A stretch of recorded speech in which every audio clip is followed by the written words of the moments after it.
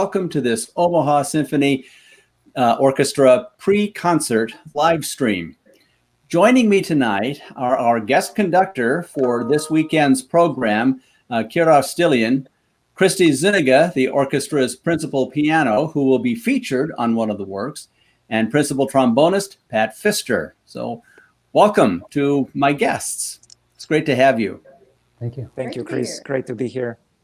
So this concert opens with compositions by three American composers, Eric Ewazen, Walter Piston, and William Grant Still, and then closes with Haydn's Symphony Number 104 called London, which he wrote in 1795. So it's a little bit of 20th and, depending on when Ewazen wrote his piece, 21st century and 18th century. We'll get to that in a minute.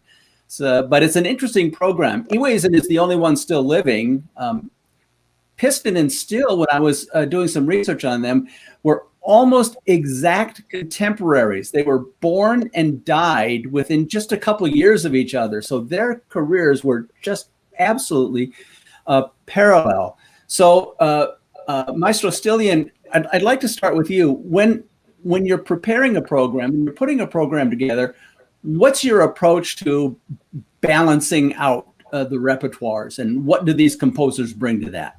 Mm-hmm. When we are planning a program, obviously it's like preparing a meal for dinner, and there are many different factors that we take into consideration.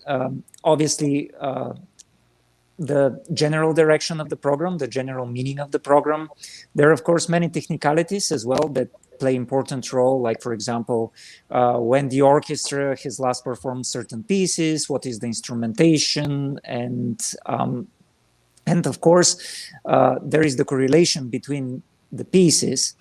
And in this case, I think we came up with a very exciting program from many different perspectives, not only because of the fact that we have three American composers and another composer who is not American and yet very distinguished, but also I'm happy about the fact that we're bringing into the program a stronger focus on equity, diversity, and inclusion as well with William Grant Still.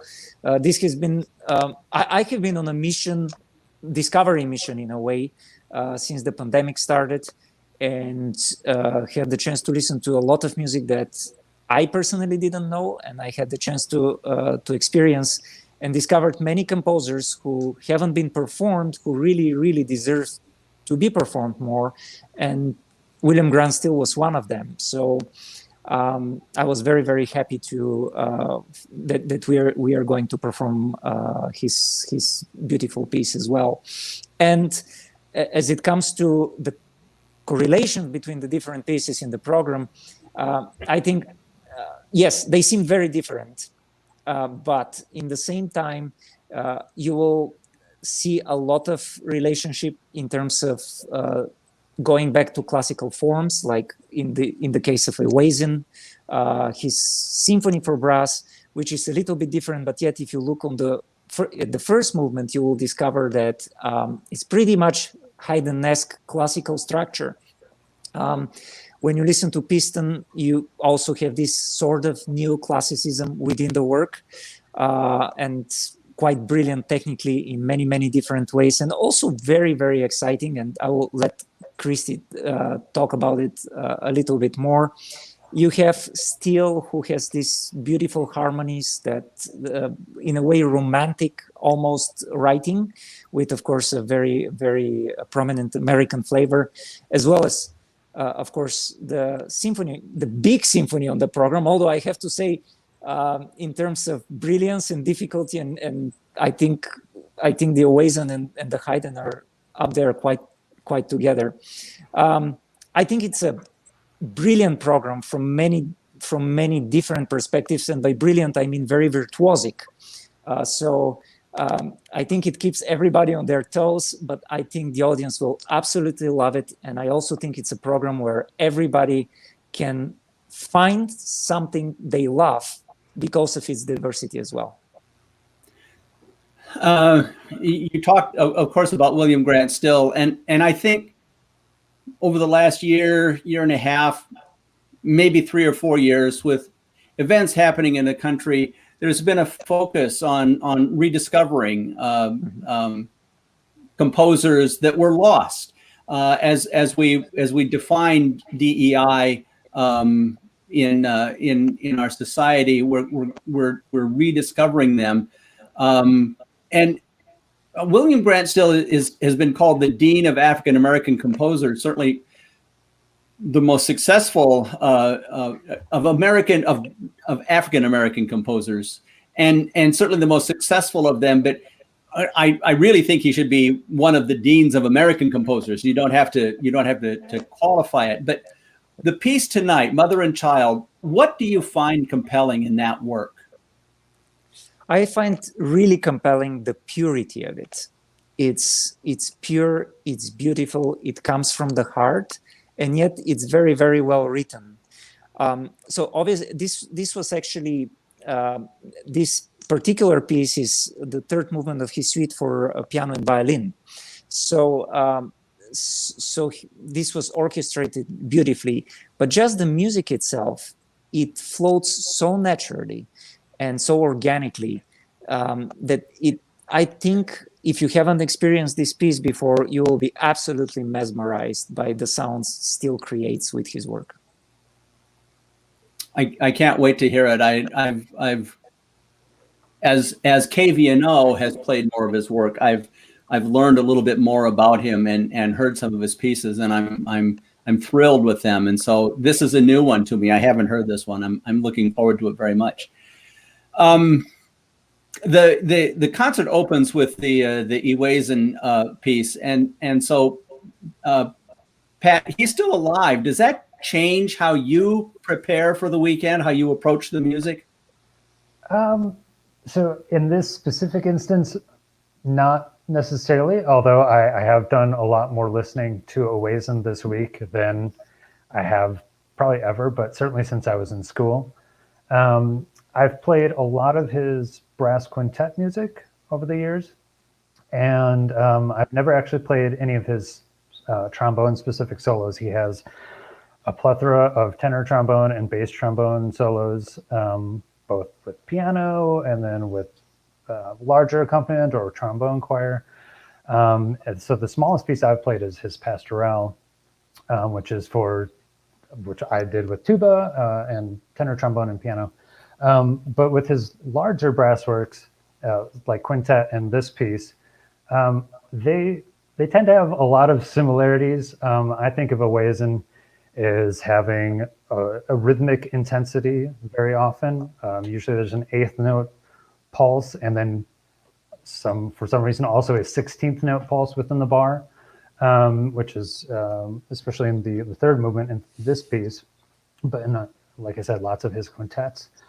And so there's just a familiar style that I think most brass players all have with him. But certainly for living composers, if you were premiering a solo or just playing a solo and you had any type of question, with the internet these days, I know of many people who just, find the composer's email address and reach out to them and ask them, what does this mean? Or can I do this in this section? And, you get a feedback sometimes within minutes.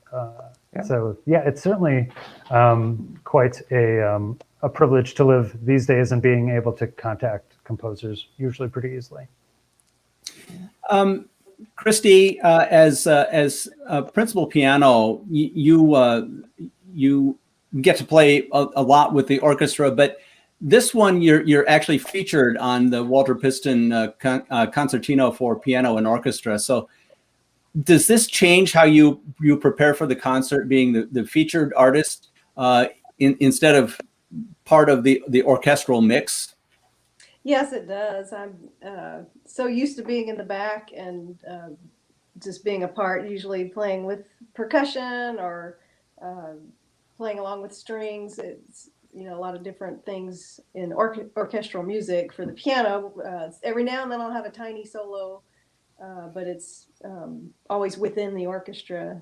So as a soloist for a concerto, it's a huge change, and it's a great honor, of course. I'm really excited about it, but I'll be at the front of the stage, which is really far out there. I'm not used to being out there. Yeah. And so that's a little different. And then I get to wear something other than black, so that's kind of exciting. Oh, wow. I could even wear open-toed shoes if I wanted to, but I didn't want to. Yeah, well, yeah. So yeah, there's a lot of different things about it, and of course, being a concerto, it's a lot more involved, a lot more difficult music. So I've been working on it for much longer. I got the music way earlier than we sometimes get our music.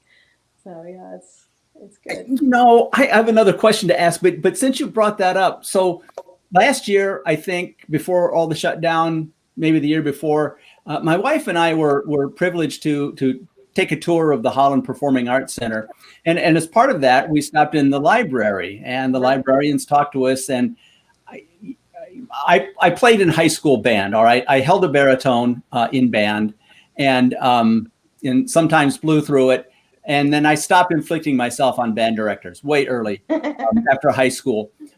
But, you know, in high school and even in college, because I've sung with the college choir, and I've actually sung with the Omaha Symphony in the past. I sang Amazing. I sang the Requiem, the Brahms Requiem, Ein Deutsches Requiem, and I sang Beethoven's Ninth with the symphony, and it was such a thrill.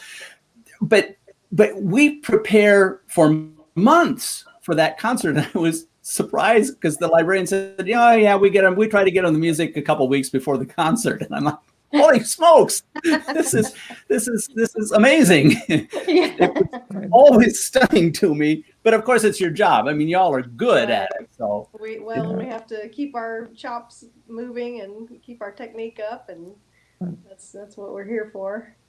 So the question that I had was just to go down the People magazine route. What are you wearing?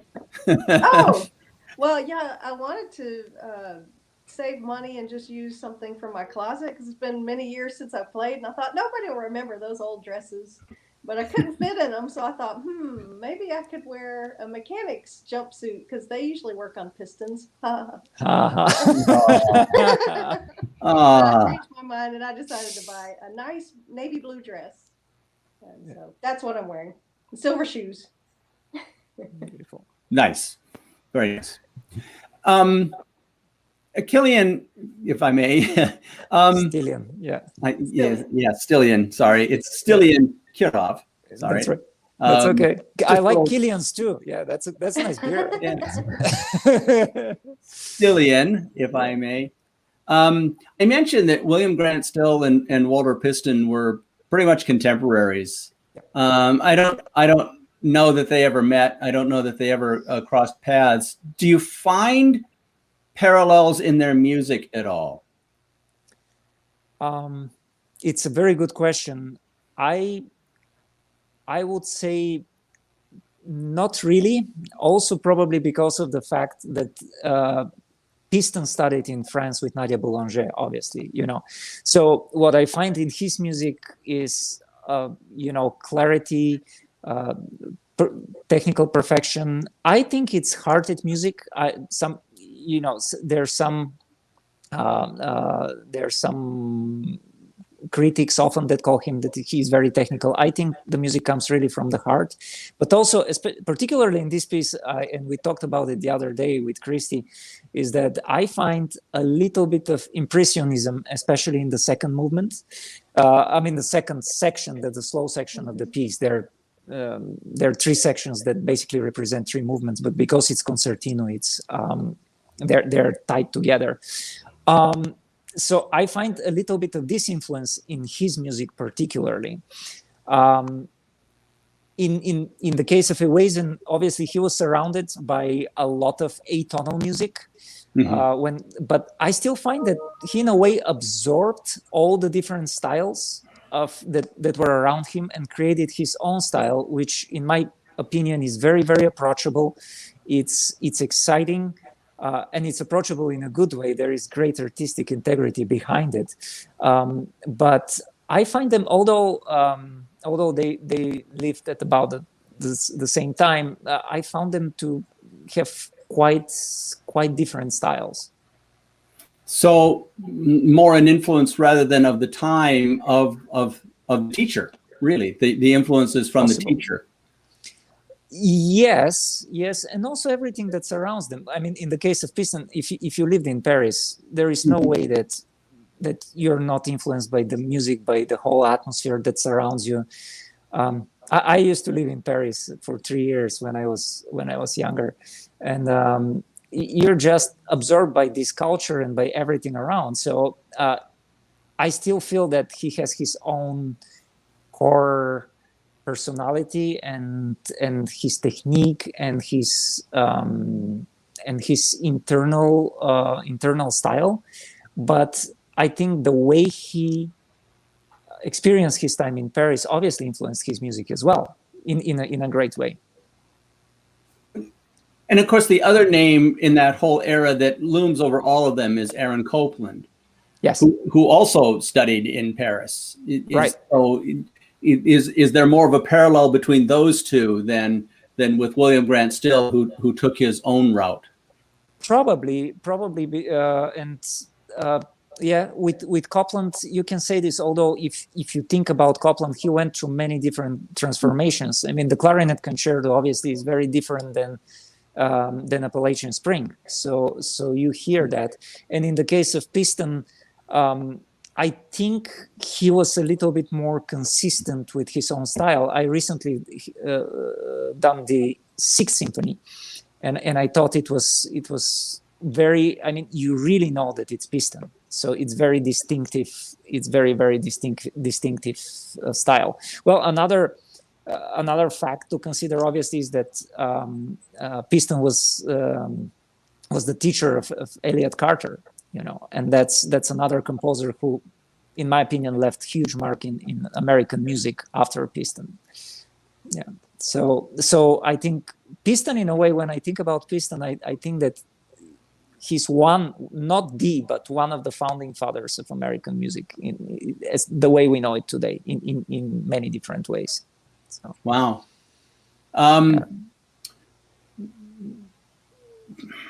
So where did American music go from Piston and from Copeland and from Still? What you said that Piston is one of the founders. What influence? Who have they influenced? Who would we know that they influenced? Right. I think obviously Elliott Carter is the clear example, as we mentioned. But I think many composers followed this trend, and so if you go to European music and you think of the Second Viennese School, that in a way changed everything. I think obviously this had some influence on American music later on. However, I feel that American music evolved a little bit differently, which is normal because the culture and the way of thinking and the concept of life and the way we see things are different here than they're obviously in Vienna. So I think there is the seed of looking for atonality or kind of a wrong note tonality. Maybe some people will say, however, we always tend to gravitate towards a little bit of more tonal aspect, more tonal core, which I think is beautiful. And yet you can still hear the dissonances, you can still hear the harmonies contradicting with each other. In the case of Elliott Carter, obviously it went quite towards the atonal way, which I find very interesting. I have done his Symphonius und Fluxae Spe, which is absolutely atonal with a lot of cluster, very huge complexity within the texture. And yet you hear Carter's very last piece, which was it is a string piece, and it's absolutely pure, it's absolutely beautiful, it's simple and genius. Yeah, and I actually had the privilege to premiere on the East Coast his second to last piece, and it was absolutely mesmerizing. It's like you're conducting Mozart, except is complicated in another way and yet so clear and exciting in the same time. So I think it's hard to summarize where the music went. I think it went many different ways, and I think it's still going many different ways. There is a lot of experimental music. If you think of John Cage, there is the film music that also plays big role in American music, I believe. And actually, Eric Ewazen, when I was listening to it, and it opens with this beautiful brass in the beginning, I was thinking that's the final frontier, So yes, there are many different streams that evolved since Piston, and I think I want to say that many of them are really taken off ever since, and are exciting for the audience to experience. I personally am very, very open to many different styles. If you think the music of Piston, of Carter, of Charles Ives, another great American composer. So a lot of beautiful music out there still to be discovered too. So. Christy and Pat, I'm not ignoring you, but I have one more question for Stilian that involves William Grant Still. A few minutes ago when you were talking about him, and I'm going to get this wrong because I didn't write it down, but I want to pursue it a little bit. You said he has more of a romantic style of American music, which is fascinating because most of romantic music we think of Germany and maybe a little bit of France and things like that. And you said he brought that style to the American sounds that he heard. Did I get that right? Yes. I think it was just the way he evolved as a musician as well. I don't think he necessarily took it from certain European composers, but I think his own style evolved to be what it is. Yes, I think he has more romantic, per se, neo-romantic way of looking at things, mainly from harmonic perspective, and yet you still have this American flavor to the music, this purely American harmonies. And this is also something that you will hear in the Ewazen as well, which I think is very, very prominent. I believe that, when you listen to something like this, and even when you listen to Copeland's Appalachian Spring, which, by the way, I'm doing next week, there is something about, I don't want to call it nostalgic. I was trying to describe it in my mind, but when you hear this and you feel excited and inspired and happy to be part of our country. And I don't say this in a patriotic way. I just saw the reminiscence of the sound is something that you feel very closely. I have been living here for a very long time, so I very much feel American now.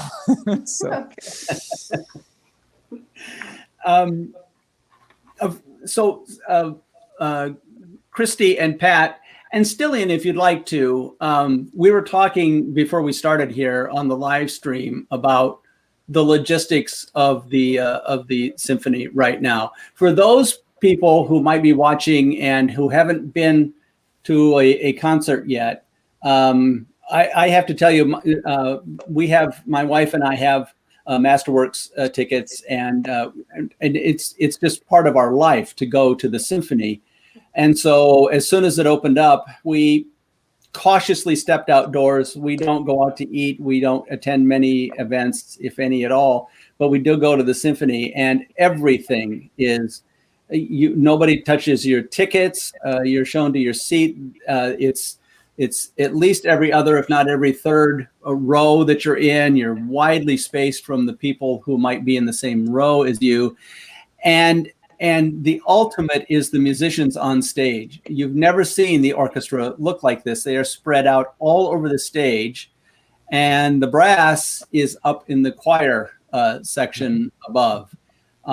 So the question is for each of you, and I'll start with Christy. You talked about kind of usually being in the back, but how does that change the performance and how you hear the other musicians?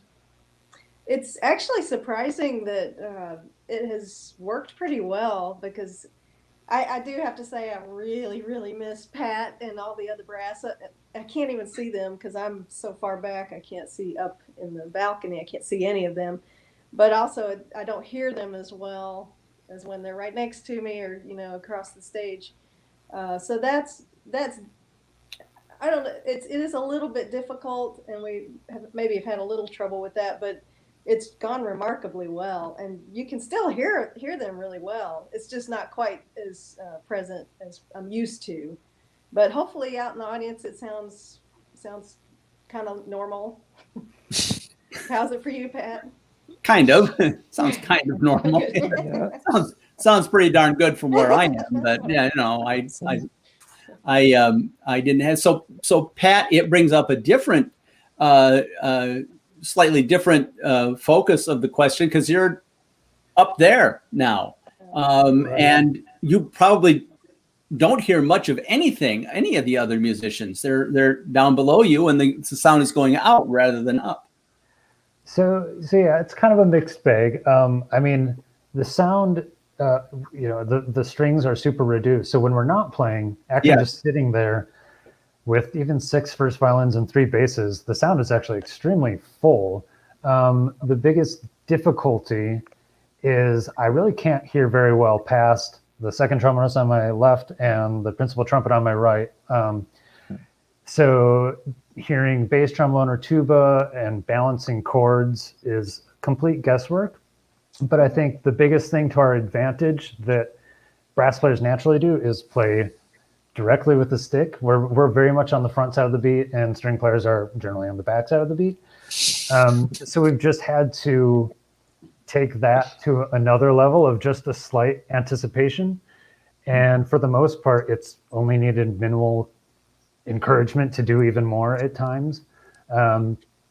So yeah, I mean, I think the feedback from the hall is that our violinist Rico Amador was the ears in the hall last week, and he said the sound is beautiful, that it's much broader than usual. It's not coming from a specific spot necessarily, when we're all together. And then from the violinist perspective, what I've heard from them is that, as Christy said, the sound's going over them, so they can hear us, but it's not maybe as strident as it can be at times.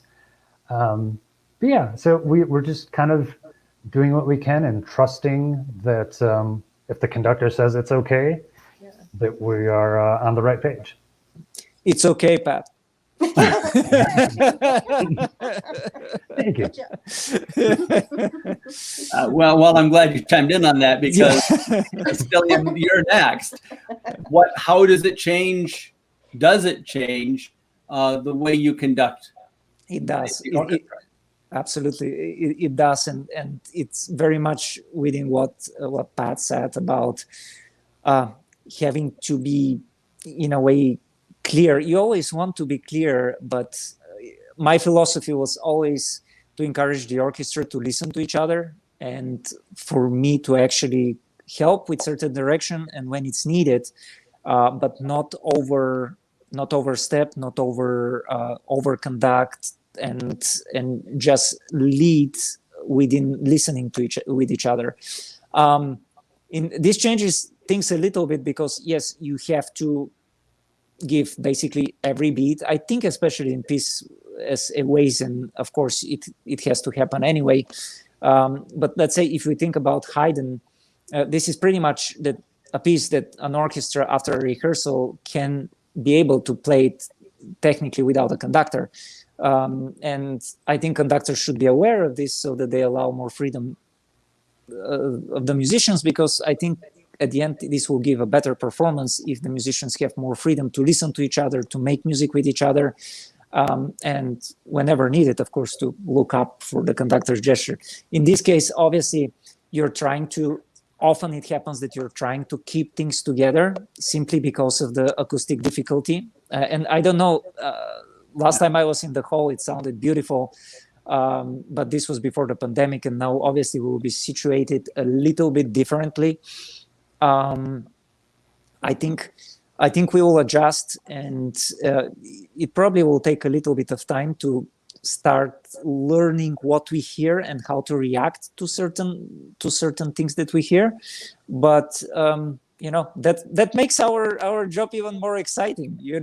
It's never a dull moment, as they say. And what we can do is just enjoy the music, bring the best out of it, and have fun along the way. And it helps that the Holland is such a beautiful acoustic box. I mean, an almost perfect acoustic box. That's got to help a lot. It makes up for the more spread out. And I agree, by the way, that the symphony really does sound full, coming from one end to the other of the stage, and I think it sounds magnificent. I have another question for Christy, but I want to explore the Haydn just a little bit. The Haydn 104th Symphony, his last symphony.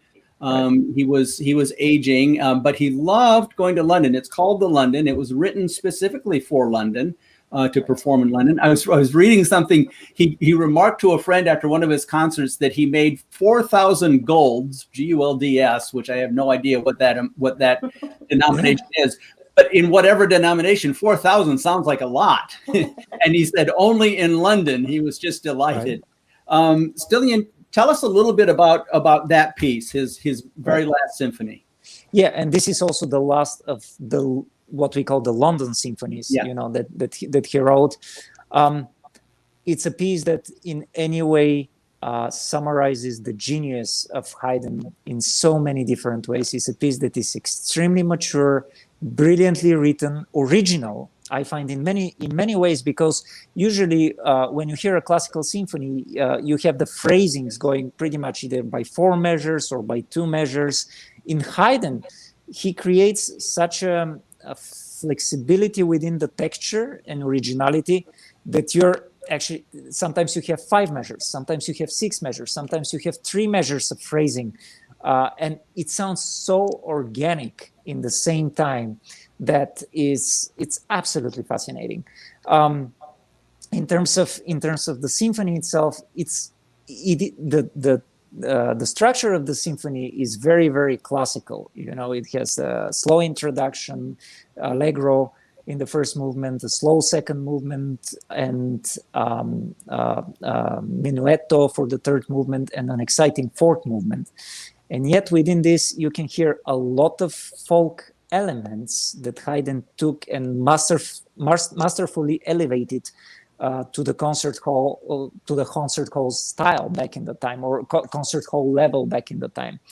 But because of the way he wrote it, this folkloristic excitement is very present in the music. And this is obviously, I think it's present in every single movement, the first movement, the third movement, and the fourth movement. But in the fourth movement, it's very obvious how he goes back to folklore, and he takes these themes and just brilliantly builds the finale of the symphony. It's a piece that it's one of my very, very favorites. I'm very happy that we have the chance to perform it, and I'm looking forward to it.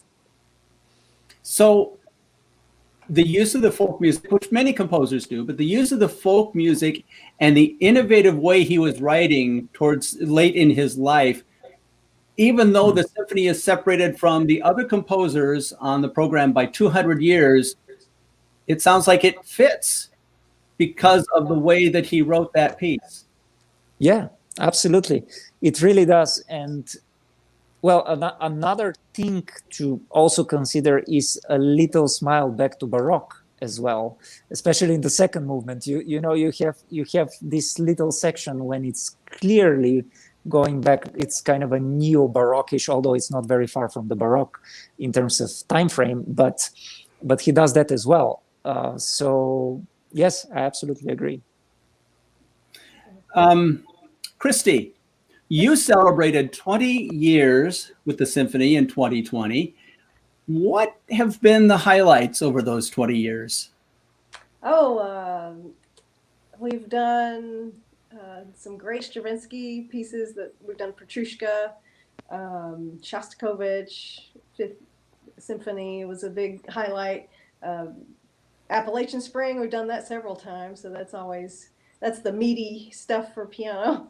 Yes, that's hard piano It's very part there. difficult. It's very difficult, but it's great music. Yeah, so there've been a lot of fun things for me to do over the years, and a few concertos sprinkled in there here and there.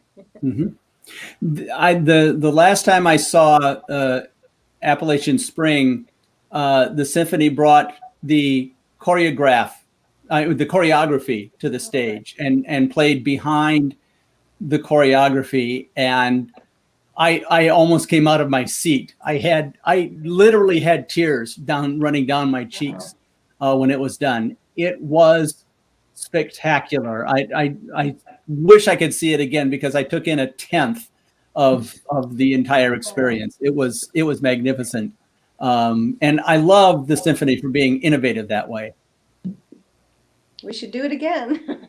Yeah, we should. We should. So with the new arrangement of the orchestra, Pat, I'm going to get back to this again. The brass always sits behind everybody, right in front of the percussion. So you may be happy to get away from the percussion a little bit. all that drumming in your ears. Yeah. Although the piano is a percussion too, a very beautiful one. Yeah. But nobody ever gets to see you because all the cellos and the violas are all in front of you and nobody can see you. And even some of the woodwinds are in front of you. What's it like sitting up there and seeing out the entire vista in front of you? You're like, I mean, I know it's not intimidating, but it's got to be a little bit different. Yeah. I was going to say, like, I almost actually feel maybe more invisible because we're wearing black and we've got these the dark blue backgrounds behind us. But no, they put some nice spotlights on us up there, so we definitely feel like we're playing a rock show or something. Yeah, the percussion can be loud, especially.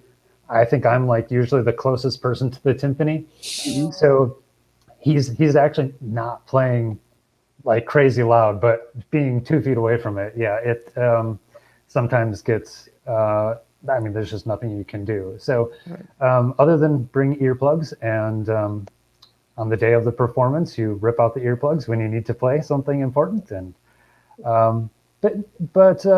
yeah, it's. I guess going back to the earlier point of being in the loft, I've sat where the second trombonist usually sits, and then in the Disney program we did about a week ago, we were shoved over to the stage right side where the French horns usually sit. Mm-hmm. And they took out one of the risers there, or one of the choir chairs and benches, and so you're all on concrete, and you're like I was closest to the corner.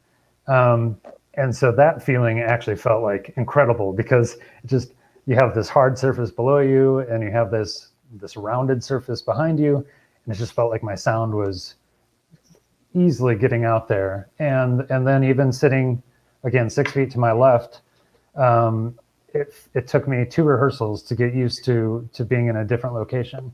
So, yeah, it's a challenge, but, it's nice. It's a good view. And even though I can't, like Christy said, I can't really see my colleagues on the floor all that well, but yeah. Maybe you like that. No, we're not going to go down that rabbit. Yeah. Well, enjoy it while you can, because we want you back on the floor. Well, I want the whole symphony back on the floor, and I want the full experience, and I can't wait. I can't wait to hear Ankush as well. I'm going to wrap things up, but I'm going to throw a curveball question at you, and Stilian, I'll ask you to answer first. Pick a highlight of this concert. What's the highlight of this concert? I think, my answer obviously is very diplomatic, but every single piece is a highlight. Sometimes I'm being asked, what is your favorite piece? What is yeah, who is your favorite composer? And I said, everything I conduct tonight. And I think this has to be the approach, because in order to bring the best out of each piece, you have to think that that's the best thing, that's the best piece you've ever played or conducted. So I like to think that way. I know it's not very particular, but I really believe in that. So it's fine. Christy? I'm actually really excited to hear the still, because I played the suite for violin and piano just 2 weeks ago, and the middle movement, like Stilian said, is the piece that they're performing Friday and Saturday night. It's such a gorgeous movement. With violin and piano, I can just imagine how beautiful it will be, all strings. I think the audience is really going to love it, and I would encourage everybody to take a look it up online. But it was inspired by a beautiful sculpture of a mother and child. I can't remember the sculptor's name, but it may be in the program notes. But it's a beautiful sculpture, and I just hope everybody will take a second and take a look at that. But of course, I'm looking forward to mine too. Looking forward to the Piston. Yeah. And the Iwaisen. I'm really excited about the Iwaisen, because I was privileged to meet Iwaisen at a convention several years ago. And that was really exciting to meet a living composer. And I've played I've accompanied a lot of his solos, and concertos and sonatas with soloists. So did you critique his writing for piano? Being a very good pianist himself. It's actually, yeah. So it's pianistic. It makes sense. And I agree with Maestro Kirov. It sounds like movie music, and I think the audience is going to love it. I think they're going to love the whole program. Yeah. And Pat, same question. Well, I'll be specific to my Iwaisen. I mean, I've spent most of my week here listening to a lot of Iwaisen. So I'm very much looking forward to getting my ears around the Piston and the Grand Still. And I think I may have actually played a high school orchestra arrangement of the Haydn with trombones. So wow. That'll be interesting to hear the right way this time again. We should have done that. But no, the Iwaisen, like I said, I think the second movement is really the emotional center, and it actually the main thematic music is, to me, very Howard Shore, Lord of the Rings like. It's just really beautiful and haunting, and the first trombone gets a pretty good melodic part at that moment. So yeah, it'll be,